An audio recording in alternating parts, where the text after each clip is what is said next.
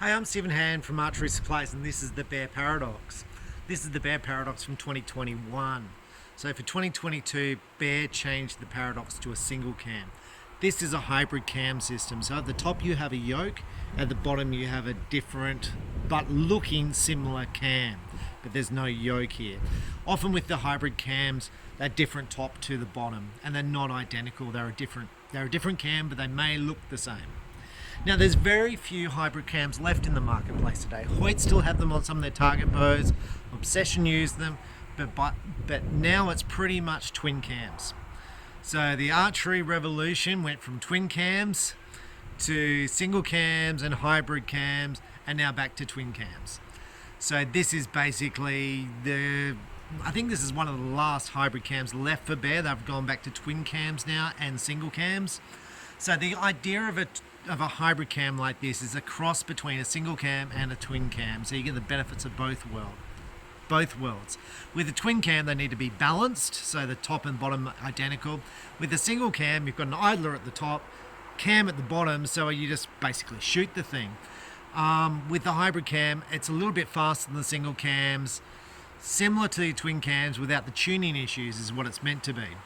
There's a few different variations of the hybrid cam. This one has a string stop at the top and at the bottom. Some other hybrid cams don't.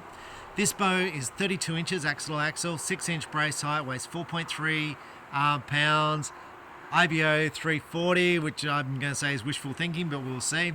The draw length is adjustable from 25.5 to 30 inches, and that's with a rotating module at the bottom here, at the bottom and the top. It's got little numbers here and here on the cam, so 10 being the biggest, and down here I think it's 5. I've got them set on 9, 9, 9 and 9, so they all need to be on the same number. And when you draw it back, you want the strings hitting the cams, hitting the stops here at the same time, top and bottom. If they're not hitting at the same time, you've got to twist up the cables to make that the case. Okay, so this bow comes in a Bear bow kit or a ready to shoot kit. This is the ready to shoot kit from Bear. It features a 2-piece quiver, 1-piece quiver, and this fancy looking micro adjustable sight, which looks amazing. Stabilizer, wrist sling, and this peep sight, which is kind of interesting because you don't tie it in, you just sort of cross it over. So that's the RTS kit. The price point on this bow. It's priced at the sort of bottom end of town, so it competes against the PSE Drive, I suppose, is its best competitor. I think in Australia it sells for about $750. The bow, $850 roughly with a kit, which means there's no Hoyt to compete with, there's no Matthews to compete with, there's no Elite to compete with. Really the only bows you're competing with is the PSE Drive and the Chinese bows. Okay. Basic cable guard, carbon with a basic cable slide. That's pretty similar. It's cast riser. I think the drive from PSE is machine riser, but that kind of changed a couple of times. But I think it's machined. This is definitely cast. These limbs are a bit different. So going back to the old age for back when I was a child shooting, so 30 plus years ago, Bear and PSE used to make their own limbs. So they used to get a big roll of fiberglass, wrap it, and then apply resin, and then put the resin and the fiberglass into a mold. And that's this limb here. Now they've been making these limbs for about 30, 35, 40 years. And I'm going to say, since I've been selling Bear and Jennings, I don't think I've ever had one being replaced. They are pretty rock solid. Saying that, the top of the line Bear bows now use the Gordon glass limbs, which is pretty much used by every company in the marketplace. PSE used to make limbs like this. They just use Gordon glass now on all their bows. So these are the Bear limbs. The limb pockets are metal on the PSE Drive. They're plastic. They kind of clip in. They've got a clamping system here, which is plastic here on the side. The limb pocket runs across here on the riser, so it sort of encompasses the riser, which is nice. There's a lower stabilizer point there, which is quite nice. The grip on the Bears is quite unique. It's quite wide at the top here, so Normally when your hand goes in, most bows are squarer here. So with here, it's sort of going in, but it's going out. So it goes there, that's the thinnest, and then it's expanding out. So it feels quite different to the other bows, although it feels very similar to a lot of the Bears. The Bear have quite a few different grip styles, so just bear that in mind. The balance of the bow is not bad. Now it may be leaning to the side. It might be leaning to the side because it's got the bow quiver on, I don't know. It does have the ability to fit a two-piece quiver, which Bear do produce, which goes on there and there, which is nice. Comes in black. This is a powder coat black, or it comes in your camos, like your mossy oaks.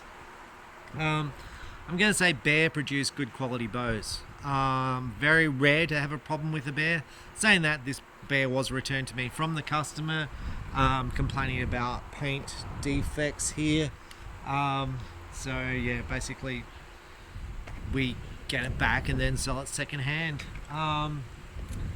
So with that, let's have a shot and let's see how it shoots. First arrow I'm going to shoot is a Victory VAP. This bow's set at 29 inches. It's set at 60 pound. The VAP arrow is 390 grains. It's a 350 with a 140 grain point at the front end. So I haven't drawn this bow. I haven't shot it. It's fitted with a peep sight. I don't know if the peep sight fits. This is my first attempt at shooting this bow. One of the reasons why I wanted to shoot this is because it was a hybrid cam and it came back sort of, and I'm going to sell it second hand, so I was like, well, we might as well do a review because it's one of the last hybrid cams on the market, and these were always durable, good, like meat and potato kind of bows. So the start here, it's soft, building, crikeys, oh, there. Okay, we're going to take this shot.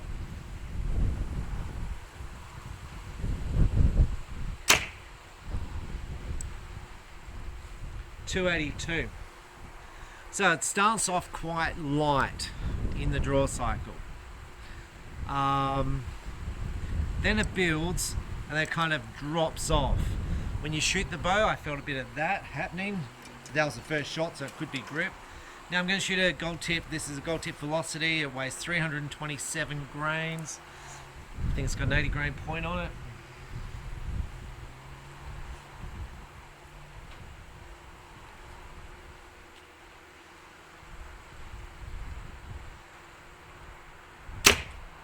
Now that was better. 304 feet per second. Look, I don't think that's going to make the 340 feet per second.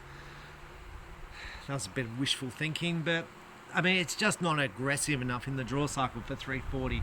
But it's not a bad bow. It's not the type of bow that you go, wow, this is amazing, with. Like you do with the top of the line bows, but it's solid. It's not like your beginner bows where it costs you $200. It's exactly in the middle of that. So it's in the middle of amazing to average. That's where this bow kind of fits in the marketplace. I'm going to say the arrow. So with the arrow rest on the bow, I assume this came from Bear like this. I don't know, maybe the customer adjusted it. The arrow rest should be over the center of the plate here. These are the center lines here for the riser, the grip. So it should be down the center of the grip. The arrow rest is currently to that side. So we're going to fix that up. We're going to go back and shoot 18 meters, see how we shoot with it and see how we find it. These are little dampeners here. I like the graphics on the limbs. Like I said, it's a pretty solid bow. The peep sight's way too far down. Now to move this, you can't just slide this up. There's just too much tension on the cables. So you need a bow press to adjust this. You might be able to adjust it if you wound the bow down. It may be able to adjust. We're going to shoot it without the peep sight. We're going to just aim through here. Generally the distance from there to there, I think, is about 6.5 inches. This is obviously under that. But yeah, so we'll adjust this arrow rest. Now it is possible the customer adjusted it, because I noticed when I got this boat back, the drilling was set to sort of maximum, but the settings were different top and bottom. So that definitely would have been done by the customer. So we'll make that adjustment and shoot out in and see how we go. Back at 18, and hopefully this is going to go in the middle. Touch wood. I'm going to say the sight itself is micro adjustable up and down, left and right, and mostly I shoot a $30 sight for the reviews, and this sight is micro adjustable. And normally I'd say, well, there's no point in micro adjustable. It's so much quicker to set up your sight with micro adjustable because it's just, instead of push, shove, up too much, just a little wind and it's just sort of set. So I'm hoping these go in the middle. I'm going to say the draw cycle is not as smooth as a lot of the bows today on the market. It is very reminiscent to me of many of the other hybrid cams on the market. So I'm going to say that the drop off into the valley is more severe. So I prefer a smoother drop off into the valley.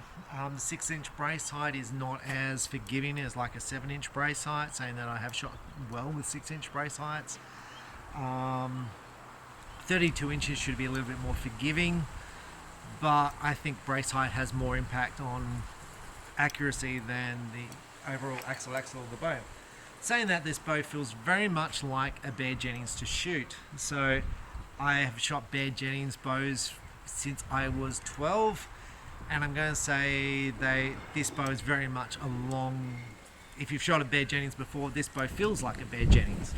I'm going to say the Bear Jennings I shot as a child, as a teenager, I really liked the grips on them. I think they had the best grips. Not a fan of this grip.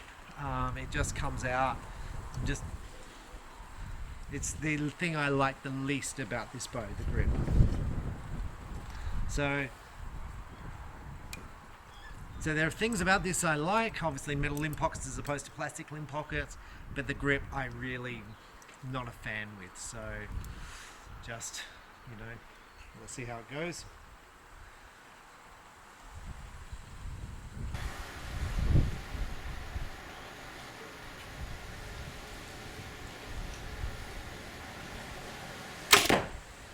So when I draw the bow back, as I hit the valley, the bow sort of moves away from where I'm aiming. That puts me off a little bit. I don't know if I'll get better with that as I become more familiar. There's 2 arrow holes there, 2 arrow holes, two holes for bolting the arrow rest on the bow. You can see Bear used the 2 arrow holes to bolt it. That's nice. Hoyt don't have that. I'm not having to go at Hoyt, I'm just saying they don't have it.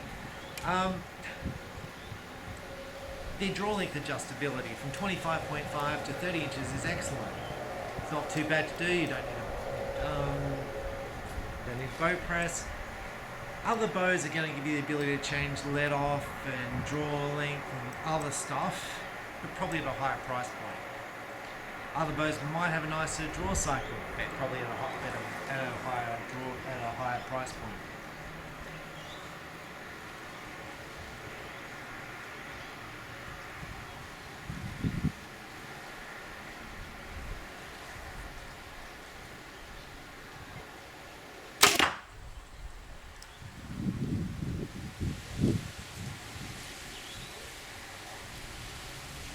I have no idea where it goes. The draw cycle dropping the valley really throws me. I'm used to kind of aiming the whole way through, and because it drops off, now I've got to pull it back into the aiming, back into the center of the target.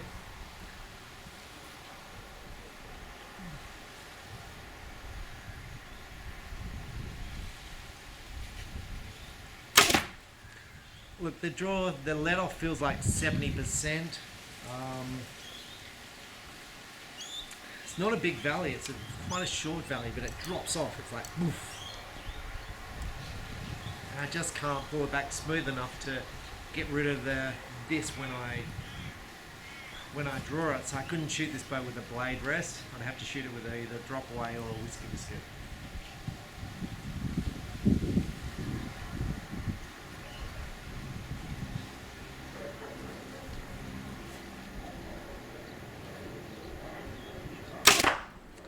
Look, saying all that, Bear make rock solid bows, and at a price point that is really good on the marketplace. Like I said, I think the only competitor really is the Chinese and PSE. PSE also have bows at a lower price point.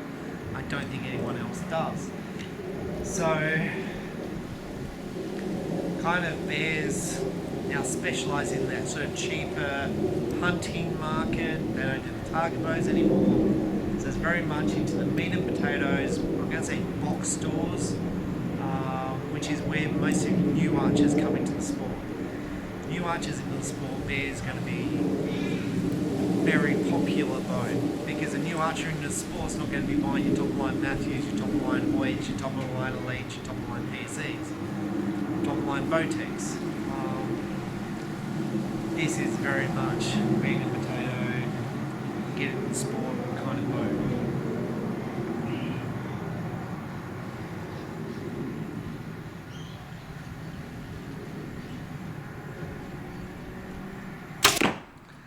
Now saying that, this bow is competing also against the Bowtech Amplifier. The Amplifier is a twin cam bow. I'm going to say this sight on this bow is better. It's a nice sight, like it's a good sight. Nicely built bow. The Amplifier is smoother, but probably more expensive. So you're going to go, as a beginner into the sport, it'll be like, do I want to pay an extra $100? $200, or do I like this sight? Do I like the bow? The Amplifier, I think, has plastic limb pockets. I think it's a cast riser, but I'm going to say I prefer the draw cycle on the Amplifier. And I definitely prefer the Amplifier at this price point, but it's not. It's at a higher price point, so I'm like, don't know which way I'd go if I was on that budget.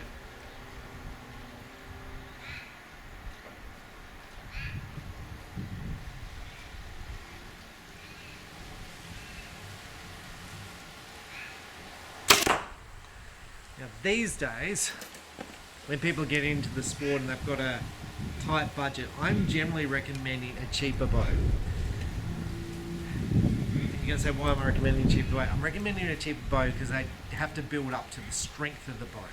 So they might start off at like 20, 30 pounds and then build up to 50, 60, 70 pounds. Harder to do at the cheaper end bows, the more expensive bows. So it's not like you can jump straight away to your top of the line, whatever it is, bow.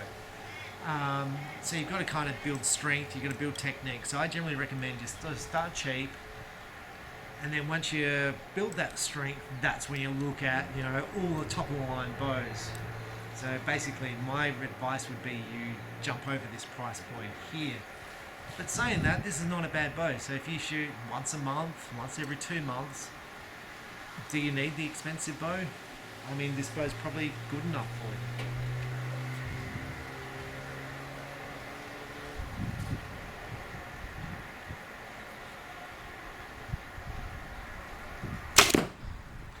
I mean, I shoot every day. So when it comes to buying a bow, I'm like, I'd rather buy like one of the cool bows. Saying that, I'm very price sensitive. So I come from a stage where I was very poor as a kid. I couldn't afford a bow, and I had very low wages. I had to pay for everything myself. So I just couldn't afford stuff. So I couldn't even afford a bow like this. So I'm very price conscientious. But this is not a bad, like, if you are price sensitive, you don't shoot a lot, this bow will last you literally forever. Like 20 years time, you'll still be shooting this bow.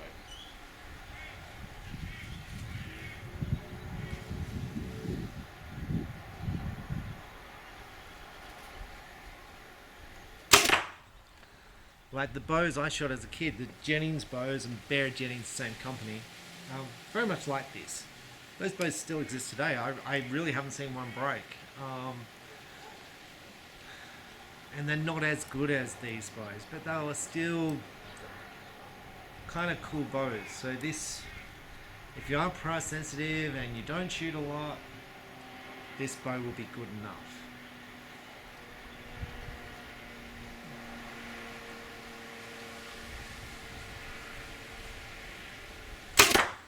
Now I'm definitely getting better with the draw cycle. I'm getting more confident in the aim of the bow. Look, The bow's quiet enough. There's very little vibration when you shoot the bow.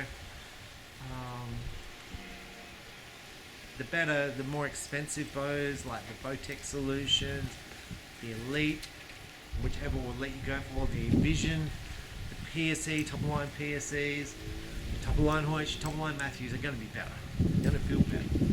But they're twice the price.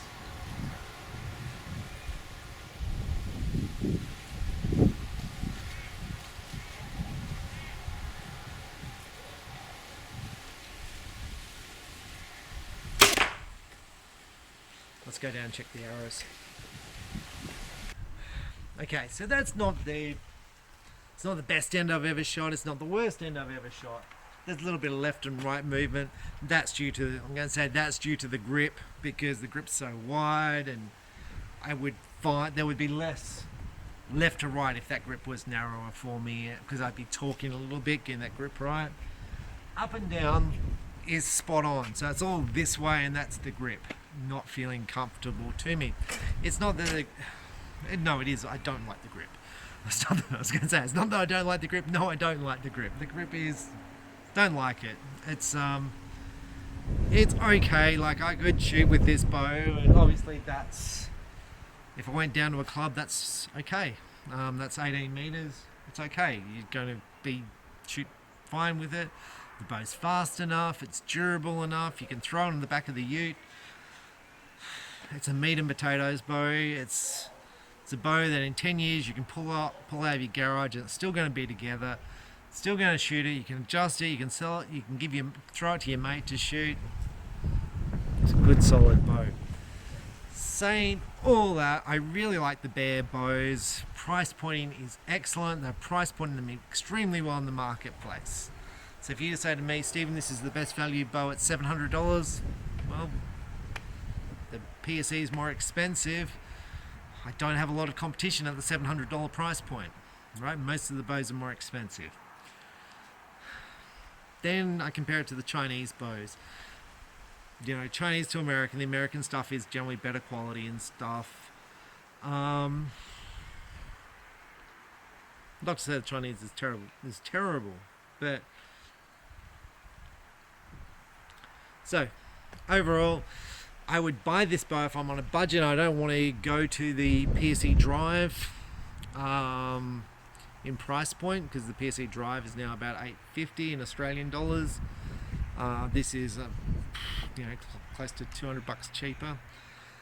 There's not a lot of price. There's not a lot of competition for this bow in the marketplace now. All the bows are more expensive. The Bowtech Amplify, as I've already mentioned, is more expensive. I would like the amplifier cheaper. I'd like the PSE cheaper. Like lots of bows cheaper to be price competitive, but they're not. This is pretty much the step up from beginners.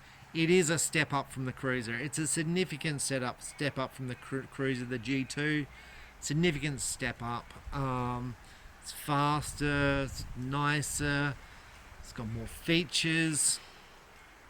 So if I had a choice of the 450 bow, the 450 Bear Cruiser, or this, like, I'm buying this bow every day. But I would say to myself, I wonder what bow I could buy second hand for $700. Can I get a cool bow second hand? Now, second hand, no warranty. This bow, lifetime warranty. It's got new strings on it. Second hand bow might have strings that are done. You might be up for a couple $100 for strings, or depending who does them, I might be up for more.